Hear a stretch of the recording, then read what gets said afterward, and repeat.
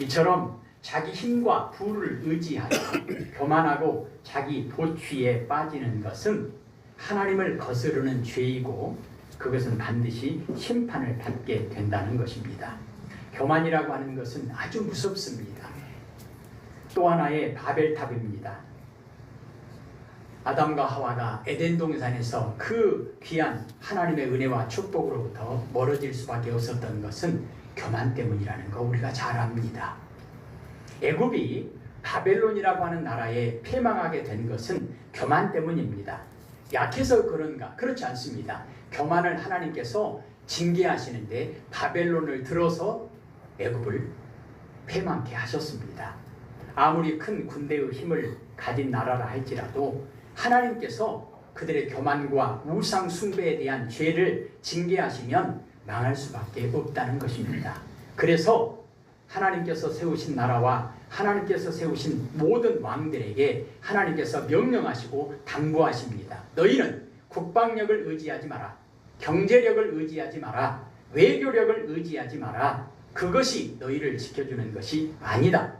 오늘 우리가 읽었던 예레미야 46장, 다시 예레미야 46장으로 넘어와서 15절을 보면 너희 장사들이 쓰러짐은 어찌함이냐? 그들이 서지 못함은 여호와께서 그들을 몰아내신 까닭이니라. 장사가 어떤 사람입니까? 네, 그런 사람들이잖아요. 그런데 소용없다는 겁니다. 장사들이 쓰러진다는 겁니다.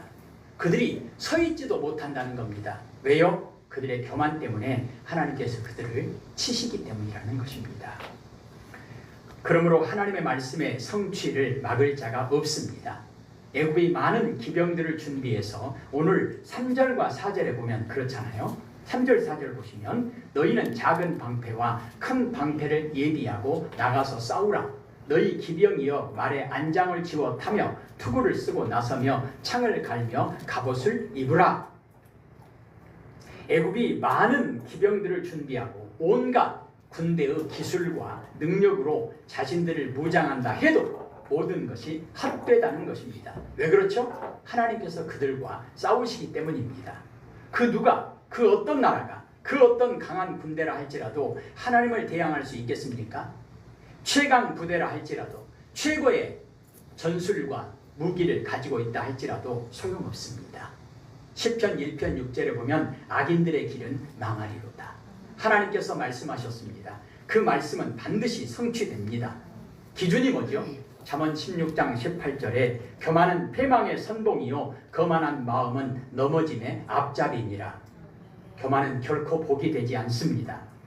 시편 1편의 1절에 복 있는 사람은 그래가지고 악인들의 꾀를 따르지 아니하며 죄인들의 길에 서지 아니하며 오만한 자들의 자리에 앉지 아니하고 시편 127편 1절에 여호와께서 집을 세우지 아니하시면 세우는 자의 수고가 헛되며 여호와께서 성을 지키지 아니하시면 파수꾼의 깨어있음이 헛되도다. 2절이요 너희가 일찍이 일어나고 늦게 누우며 수고의 떡을 먹음이 헛되도다. 그러므로 여호와께서는 그의 사랑하시는 자에게는 잠을 주시는도다.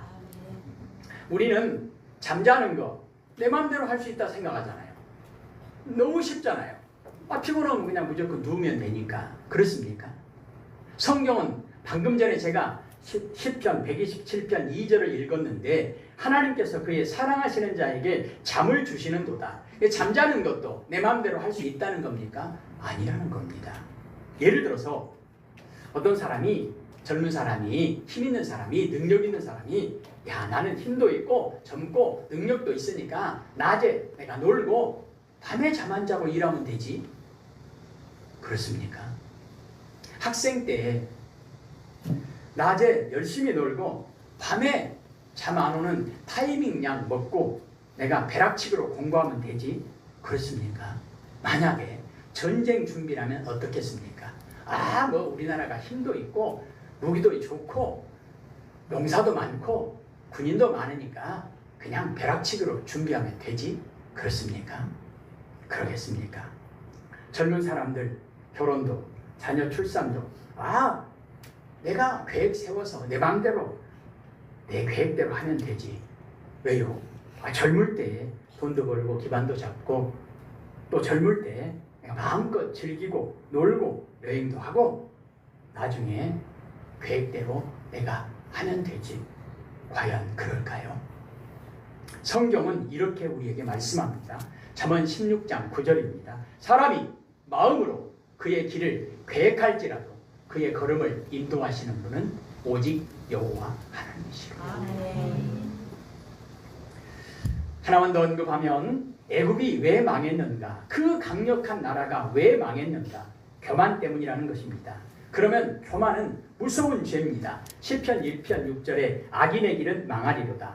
그러니까 교만은 반드시 악인의 길과 일치하는, 함께 가는 그런 모습입니다. 그런데 애굽의 교만 가운데 무서운 내용이 뭐냐면 사람을 의지했다는 것입니다. 오늘 3절 4절의 내용을 보니까 그들이 의지하는 게 뭐예요? 그들이 믿고 자신만만하게 생각했던 것이 뭐지요? 무기와 군인들을 자랑하는 겁니다. 그들은 자신들의 군대가 강하다고 생각했습니다. 그리고 애굽이 강하니까 주변에 있는 많은 약한 나라들을 점령해서 그들을 지배하는 나라예요. 그러니까 그 나라들은 애굽에 꼼짝없이 순종하죠. 세금도 갖다 바치고 애굽에서 군대도 보내라고 하면 군대도 보내고. 그러니까 애굽이 가지고 있는 군대가 예를 들어서 100만 명이다. 그러면 그 주변에 있는 그 점령국들에게 야 각각 10만 명씩 보내라. 그러면 그 군대가 150만 명, 200만 명도 될 수 있다. 이렇게 자신하는 겁니다. 그리고 그 주변에 있는 약한 나라들도 서로 그렇게 의지하는 거예요. 우리가 힘이 없을 때, 우리가 공격을 당할 때 애굽에 도와달라고 하면 도와주겠지. 이렇게 생각하는 거예요. 인간적으로는, 이성적으로는, 상식적으로는 맞죠.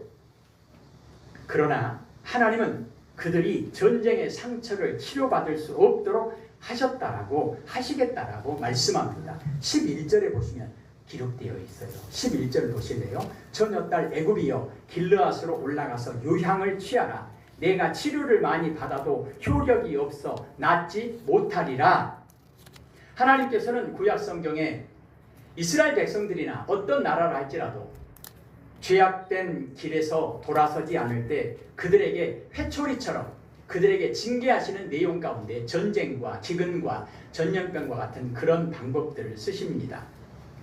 그들이 아무리 약을 바르고 치료한다 해도 낫지 않는다는 거예요. 비유적인 내용이기도 합니다.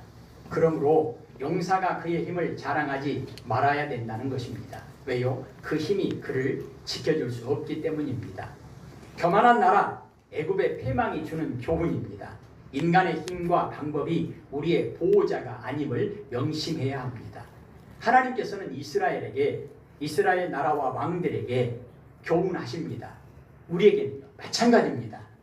특별한 언급은 하지 않겠습니다. 이 시대에 교만한 나라, 교만한 왕, 교만한 국민들에게 하나님께서 말씀하십니다. 너희들이 자랑하는 국방력 의지하지 마라. 너희들이 자랑하는 외교력 의지하지 마라. 너희들이 자랑하는 경제력 의지하지 마라. 그런 것은 다 쓸데없는 것이다. 나라와 왕을 세우시는 분은 하나님이십니다. 역시 패하시는 분도 하나님이십니다. 살리시는 분도 하나님, 죽이시는 분도 하나님이시라고 말씀합니다. 부하게 하시는 분도 가난하게 하시는 분도 하나님 손에 달려있다는 것입니다.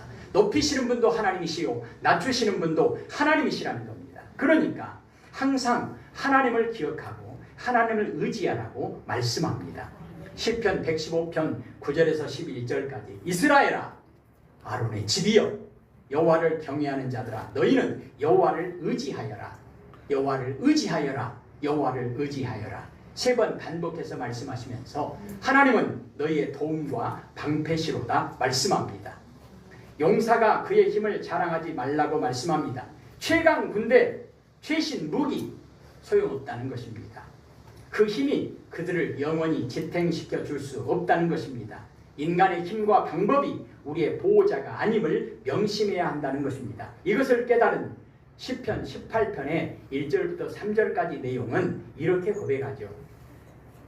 나의 힘이 되신 여호와여 내가 주를 사랑합니다.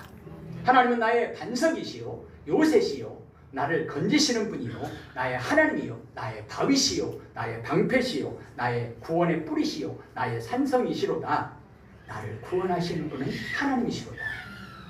그 하나님이 어떤 분입니까? 창조주 하나님, 능력의 하나님, 우리를 구원하시는 하나님, 사랑의 하나님. 그러기에 모든 나라와 모든 민족, 모든 왕, 모든 지도자, 모든 백성에 이르기까지 생명과 사망과 화와 복을 주관하시는 분이 하나님이시고, 그 하나님의 능력과 하나님의 사랑을 의지하는 것이 가장 지혜롭고 복된 일이라고 하는 것을 우리에게 말씀하고 있습니다. 들어주시죠. 이제 겸손한 왕에 대해서 우리가 말씀을 보려고 합니다. 겸손만큼 중요한 것이 없죠. 여러분 아시죠? 어거스틴이라고 하는 최고의 성자라고 하는 그 지혜자에게 제자들이 찾아와서 말합니다. 선생님, 우리가 일평생 살면서 가장 복되고 사람답게 살 수 있는 길이 뭘까요? 방법이 뭘까요? 하나님 앞에서 정말로 올바른 신앙생활 할 수 있는 복된 삶을 주 안에서 복되게 살다가 주 안에서 복되게 죽을 수 있는 길이 뭘까요? 첫째는 뭘까요? 겸손이다. 둘째는 뭘까요? 겸손이다. 셋째는 뭘까요? 겸손이다. 성경은 우리에게 말씀하시잖아요. 예수님께서 제자들에게 어린아이와 같은 자가 천국에 가깝다. 어린아이의 특징 가운데 겸손한 모습. 그런데 요즘에 어린아이들은 3살만 넘어도 2살만 넘어도 덜도 안 돼도 지 맘대로 하겠다고. 그래서 제가 그런 표현을 씁니다. 우리 성도님들은 한 돌 되기 전에 지 맘대로 하겠다고 땡깡 놓기 전에 그때 모습으로 사는 게 참 좋겠다. 그러면 목사는 갓난애기 젖도 떼기 전에 1개월, 2개월짜리 갓난애기의 그 정도의 겸손함이 아니면 안 되겠구나, 그런 생각을 합니다.